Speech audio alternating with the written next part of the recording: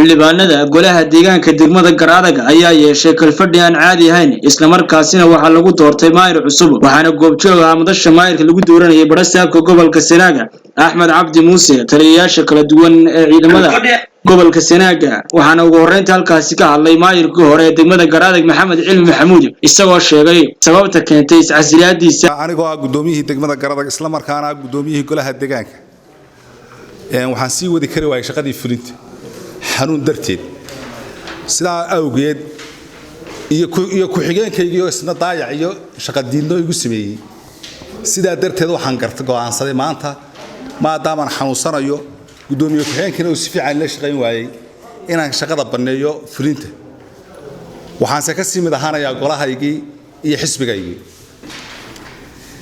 marka waxaan maanta laga bilaabo waxaan baneeyay jagadii gudoomiyenimada degmada iyo gudoomiyihii golaha deegaanka sidaan waxaan ka codsanayaa golaha deegaanku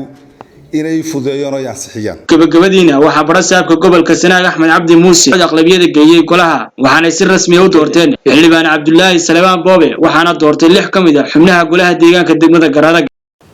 bismillaahir rahmaanir rahiim kalfadhiga caadiga ahaa aan caadiga ahayn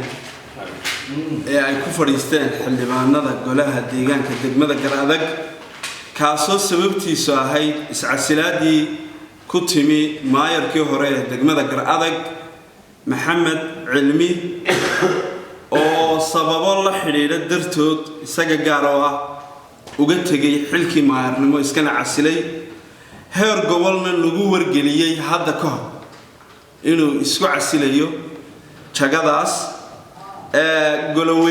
golaha deegaanka degmada Garadagna iscasilaada maayarka ka aqbalay